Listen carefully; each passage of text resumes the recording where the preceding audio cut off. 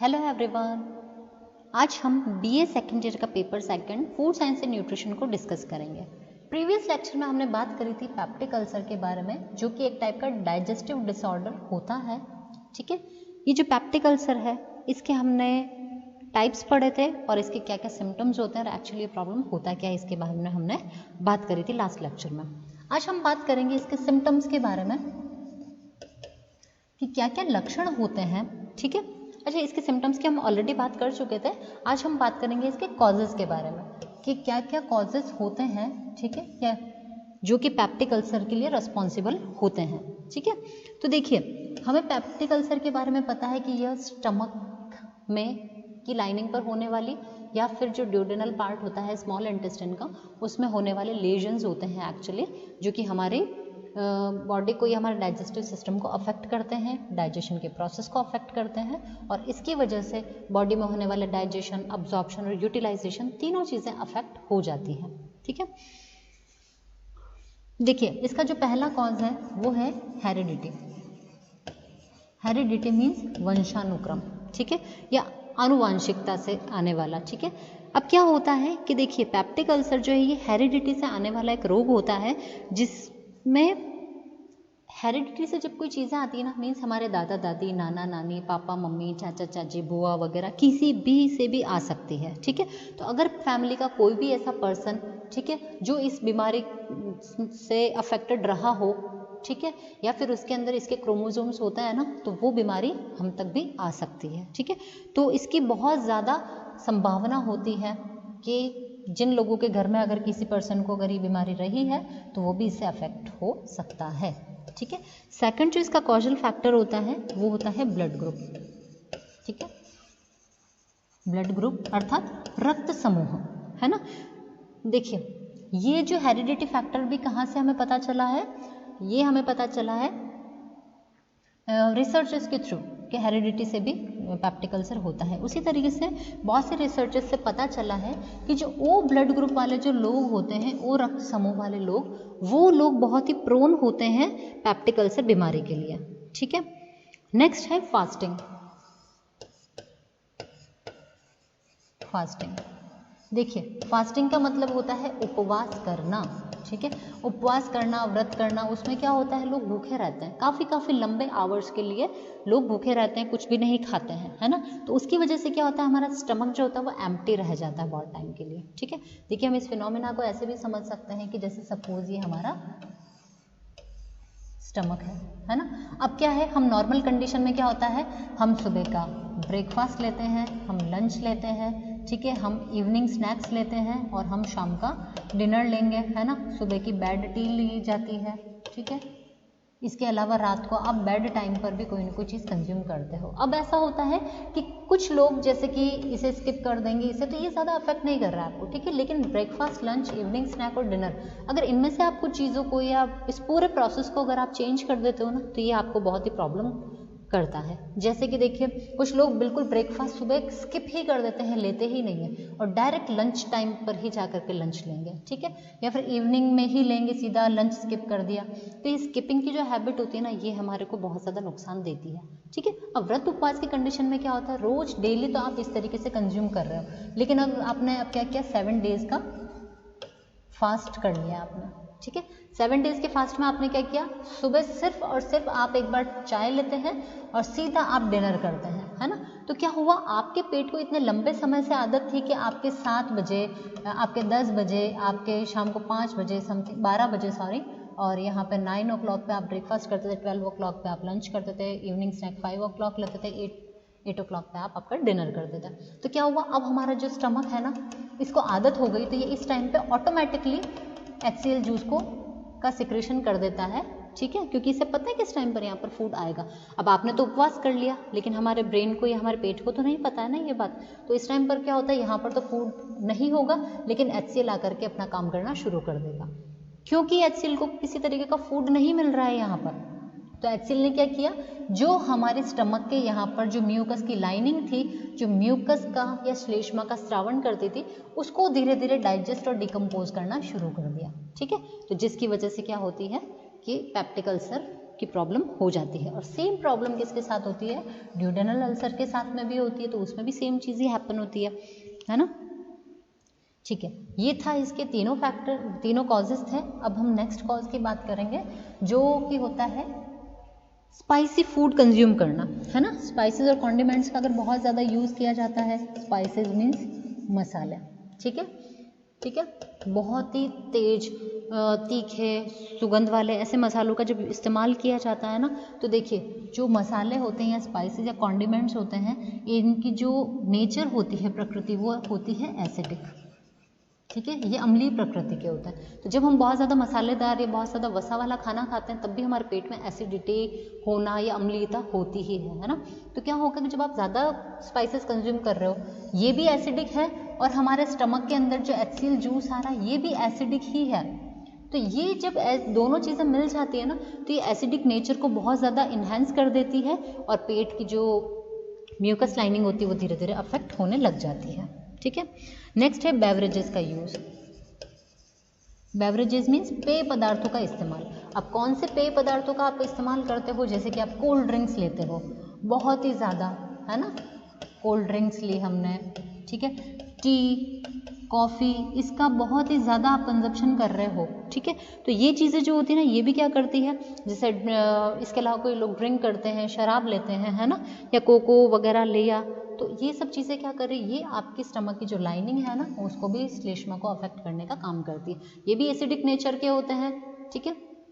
देखते हो ना, जब आप कोल्ड ड्रिंक का बॉटल खोलते हो तो एकदम से उसके अंदर से झाग होकर के सारी चीज़ें बाहर निकल के आ जाती है ना। तो क्या होता है, उसी तरह ये बहुत एसिडिक नेचर के होते हैं, तो ये भी HCl के साथ में मिलकर के क्या करते हैं, अच्छी एसिडिटी कॉज करते हैं, और ये आपके पेट को या आपके स्टमक को अफेक्ट करने का काम करती है, ठीक है। जो नेक्स्ट है कॉज, वो है 6th कॉज, जब कोई व्यक्ति स्मोकिंग करता है, ठीक है। हमें पता है smoking is injurious to our life, है ना। तो चाहे बीड़ी हो गई, तंबाकू होगी, सिगरेट हो गई, ये कोई भी चीज़ें होती है ना, ये भी क्या करती है, हमारी बॉडी के अंदर या हमारे स्टमक में जो HCl बन रहा है, उसके प्रोडक्शन को और बढ़ाने का काम करती है ये, ठीक है। HCl को बढ़ाएगी, HCl बढ़ेगा तो क्या करेगा, म्यूकस की लाइनिंग को डैमेज करने का काम करेगा, ठीक है। तो ये चीज़ें हमको पता होनी चाहिए। नेक्स्ट है मेंटल स्ट्रेस। अब आज हमने बात करी थी कि अगर कोई व्यक्ति है बहुत ज़्यादा मात्रा में तनाव लेता है, बहुत ही ज़्यादा स्ट्रेस या टेंशन लेता है ना, तो उन लोगों को क्या होती है, पेप्टिक अल्सर होने की पूरी संभावना रहती है, वो लोग बहुत ही प्रोन होते हैं पेप्टिक अल्सर के लिए, ठीक है। तो उसी तरीके से बहुत ज़्यादा कोई डरा हुआ होगा, बहुत स्ट्रेस लेगा, टेंशन लेगा, बहुत गुस्सा करेगा, तो ऐसे लोगों के अंदर क्या होता है, जो HCl का प्रोडक्शन होता है वो बहुत ज़्यादा होने लग जाता है, और पेप्टिक अल्सर लोगों को हो जाता है। इसका 8th जो रीज़न है वो है मीट, ठीक है, फिश या एग्स का कंजप्शन ज़्यादा करना, ठीक है। जो लोग डेली बेसिस पे अगर इनका या नॉन वेजिटेरियन प्रोडक्ट्स का अगर इस्तेमाल करते हैं, तो ये चीज़ें भी कैसी होती है, एसिडिक नेचर की होती है, ये एसिडिक फूड्स होते हैं, क्योंकि इनमें क्या होता है, प्रोटीन का अमाउंट बहुत ज़्यादा होता है ना, हाई प्रोटीन कंटेंट वाले होते हैं ये, तो ये भी एसिडिक नेचर के होते हैं। तो अगेन ये क्या करेंगे, आपकी बॉडी के अंदर या जो स्टमक है उसमें HCl के प्रोडक्शन को बढ़ाने का काम करेंगे, और HCl का प्रोडक्शन बढ़ा तो अल्टीमेटली पेप्टिक अल्सर के लिए प्रोन हो गया पर्सन। नेक्स्ट है आमाशय, जो गैस्ट्रिक हाइपर सिक्रेशन मीन्स जो गैस्ट्रिक जूस है उसका बहुत ज़्यादा निकलना। कई बार क्या होता है कि हम ऐसी अच्छी अच्छी चीज़ों को देखना, उसकी खुशबू सूंघना, या ये चीज़ें जो होती है उससे भी क्या होती है, हमारी भूख बढ़ जाती है। कई बार हम एक सेंसेशन फील करते हैं कि हमारे स्टमक में कुछ हमको गरम गरम सा फील हो रहा है, कुछ सिक्रेशन हो रहा है, कुछ आवाज़ आ रही है। तो बेसिकली क्या होता है, इन सब चीज़ों से भी जो हमारे पेट के अंदर जो गैस्ट्रिक जूस है ना, जिसको HCl कहते हैं, इसे गैस्ट्रिक जूस या आमाशय रस भी कहते हैं, इसका प्रोडक्शन बढ़ने लग जाता है, ठीक है। नेक्स्ट है 9th कॉज, जो है low fat and low protein in diet, ठीक है। अगर आप खाने के अंदर अगर वसा की मात्रा कम है, प्रोटीन की मात्रा कम है, तो वो कहाँ पे आपको अफेक्ट करेगी, आपके जो देखिए जब हम खाना खाते हैं ना, अगर हमारे डाइट में अगर अच्छी मात्रा में फैट है, अच्छी मात्रा में प्रोटीन है, तो HCl उसके साथ में काम करके उसको पचाने का काम कर देगा। अब अगर हम फैट भी कम लें, हम प्रोटीन भी कम लें, तो HCl क्या करेगा, अब HCl कुछ मात्रा में तो इसको डाइजेस्ट कर लेगा, लेकिन अभी बहुत सारा HCl की एक्टिविटी या जो उसकी स्ट्रॉन्ग जो है वो बच जाएगी, उसकी स्ट्रांगनेस बच जाएगी, है ना। तो जिसकी वजह से क्या होगा कि अब वो उसके अंदर वो इतना ज़्यादा एक्टिव है कि अब वो जो वापस से स्टमक की लाइनिंग को अफेक्ट करना शुरू कर देगा, क्योंकि बहुत सारा HCl फ्री रखा हुआ है इसलिए, ठीक है। तो डाइट में अगर हम लो फैट या लो प्रोटीन लेते हैं तो ये भी हमारे स्टमक की लाइनिंग को डैमेज करने का काम करता है। इसकी वजह से देखिए कई बार अगर ब्लड सर्कुलेशन के अंदर अगर प्रॉब्लम हो रही है ना, तो भी क्या होता है कि पेप्टिक अल्सर होने के चांसेस रहते हैं, ठीक है। Disorders of blood circulation,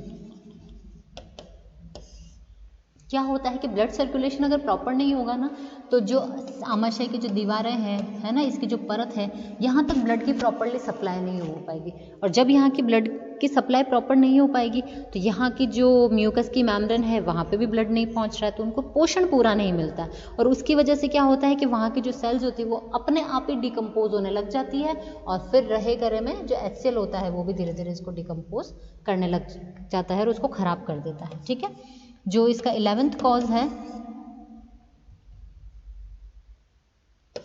वो है म्यूकस की कमी या लैक ऑफ म्यूकस,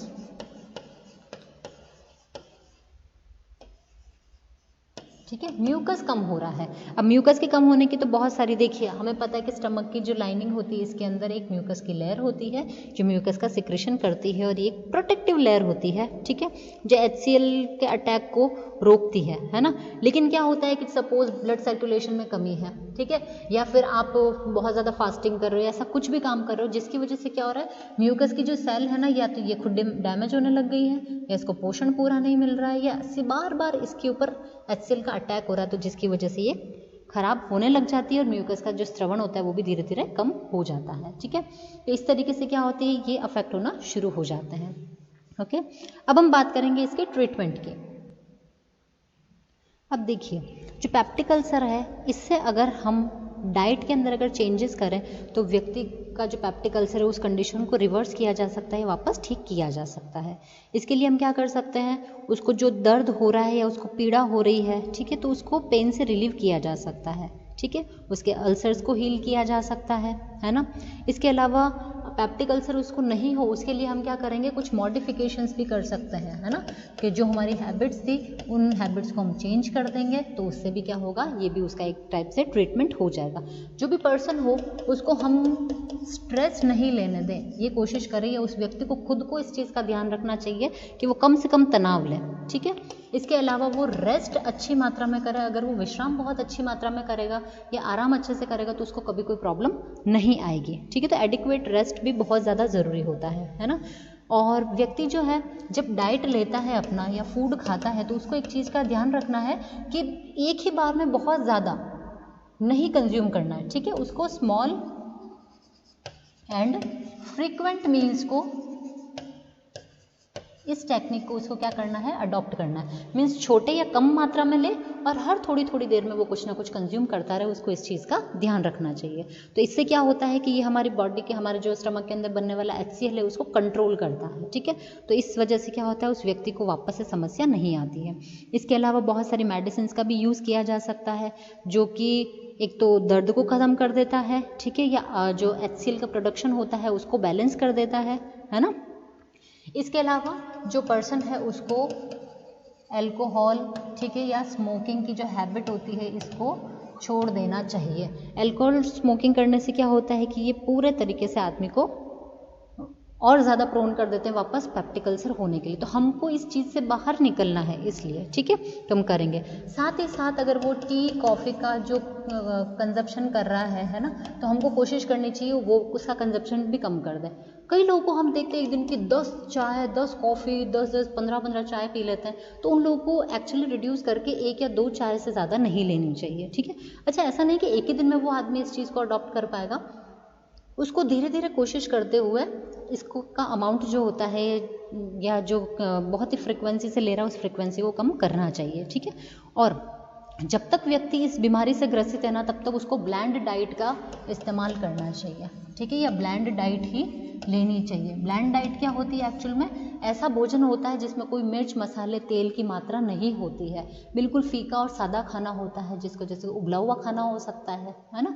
तो ये चीज़ें, और बहुत ही कम रेशेदार भी होता है, ठीक है। तो ये चीज़ क्या करेगी, आपको पेप्टिक अल्सर से रिलीव करने का या उससे आपको ठीक होने का मौका देगी, ठीक है, और आपकी तबीयत को ठीक करने का काम करेगी। अच्छा देखिए, कई ऐसा होता है कि ये जो पेप्टिक अल्सर रोग है ना, ऐसा नहीं कि आपको एक बार हुआ है तो एक बार होने के बाद लाइफ में कभी नहीं होगा।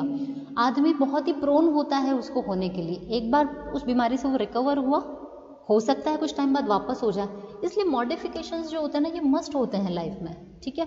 स्ट्रेस के ऊपर कंट्रोल करना बहुत ज़रूरी होता है, रेस्ट करना बहुत ज़रूरी होता है, डाइट को ठीक करना बहुत ज़रूरी होता है। आप कुछ टाइम के लिए स्मॉल एंड फ्रिक्वेंट मील्स ले सकते हैं, और आप चाहें तो उसके बाद में क्या कर सकते हैं, वापस से इसका अमाउंट, जैसे कि सपोज आप 8 टाइम्स इसको एक डे में आप फॉलो कर रहे थे, अब आप धीरे धीरे उसको 7 कर सकते हैं, फिर 6 कर सकते हैं, लेकिन आपको बिल्कुल ख़त्म इस पैटर्न को नहीं करना है। जिस दिन आप इस पैटर्न को बिल्कुल ख़त्म कर देंगे, उस दिन ये वापस से आपके लिए एक तरीके से घातक सिद्ध हो सकता है, ठीक है। अल्कोहल जो होती है, ये बेसिकली एसिडिटी बढ़ाने के ही काम करते हैं, HCl के प्रोडक्शन को बढ़ाने का काम करते हैं। सेम वे होता है कॉफ़ी और टी के साथ में, ये भी यही काम करता है ना। तो हमको क्या करना है, इन चीज़ों को हो सके जितना रिस्ट्रिक्ट करके रखना है, हमको लेना ही नहीं है। और टी कॉफ़ी की बहुत ज़्यादा हैबिट है, तो 1 to 2 तक ही इसका अमाउंट होना चाहिए, ठीक है। और ब्लैंड डाइट तो हमें पता ही है उसके बारे में, इस चीज़ का हमको ध्यान रखना है, ठीक है। अब हम बात करेंगे इसके न्यूट्रिशनल रिक्वायरमेंट के।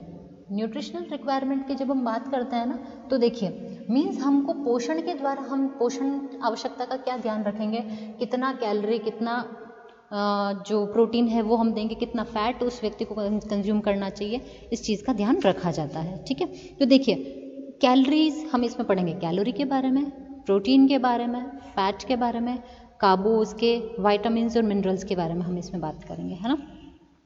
तो देखिए कैलोरीज में कोई ज़्यादा चेंजेस नहीं होते हैं, ठीक है। व्यक्ति जो है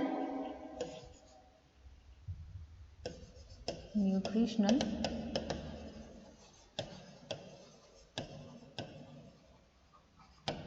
रिक्वायरमेंट, फर्स्ट हम बात करेंगे कैलोरी की, ठीक है। कैलोरीज जो होती है ना, देखो इसमें कोई ज़्यादा चेंज करने की ज़रूरत नहीं है। उसका क्या जेंडर है, ठीक है, और उसकी क्या एज है, ठीक है, उसकी फूड हैबिट क्या क्या है ना, और साथ ही में उसको प्रॉब्लम क्या है, उसके आधार पर हम क्या करेंगे, उसको डाइट देंगे, ठीक है। अब हम बात करते हैं प्रोटीन की।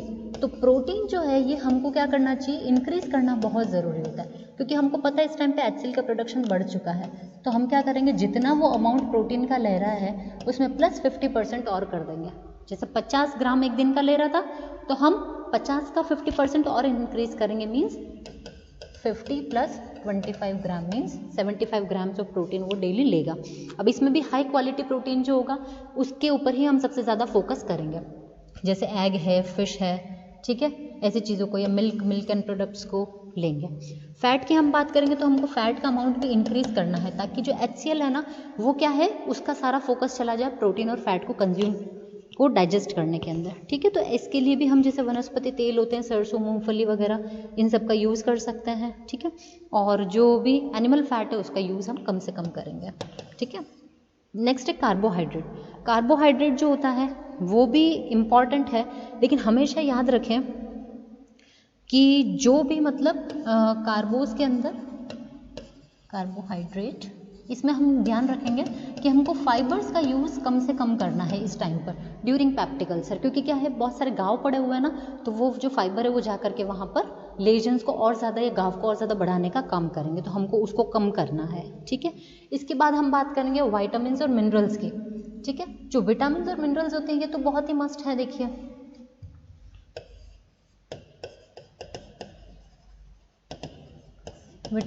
विटामिन्स जो है इनका प्रयोग करना है, क्योंकि विटामिन बी और विटामिन जो सी है, ठीक है, इनका क्या होता है, प्रॉपर्ली अब्जॉर्प्शन नहीं हो पाता है शरीर के अंदर। इसलिए हम चाहे तो फ्रूट्स के थ्रू दे सकते हैं, और नहीं तो हम क्या कर सकते हैं, इसके लिए सप्लीमेंट भी दे सकते हैं व्यक्ति को, ठीक है। और नेक्स्ट जो लास्ट आता है वो है मिनरल्स। जो खनिज लवण होते हैं उनमें भी सेम चीज़ होती है, जैसे कि आयरन जो होता है उसकी कमी हो जाती है और पर्सन को एनीमिया हो जाता है इस दौरान, ठीक है। तो हमको क्या करना, आयरन जो होता है उसकी मात्रा को बढ़ाना है इसकी बॉडी के अंदर, ठीक है। तो ये थे सारे के सारे हमारे न्यूट्रिशनल रिक्वायरमेंट में हमको क्या चीज़ का ध्यान रखना चाहिए और कैसे उसको इंक्रीज करना चाहिए, क्योंकि अगर न्यूट्रिशनल रिक्वायरमेंट को हम सही कर देंगे, ठीक है, तो पर्सन को रिकवर होने में हेल्प मिलेगी, साथ ही साथ उसके शरीर में जिन भी चीज़ों की कमी है वो चीज़ें भी इनकी पूरी हो जाएगी, ठीक है। तो इसी के साथ आज का हमारा लेक्चर खत्म होता है। नेक्स्ट लेक्चर में हम जो क्या डाइटरी कंसीडरेशंस होती हैं उसके बारे में बात करेंगे। Thank you.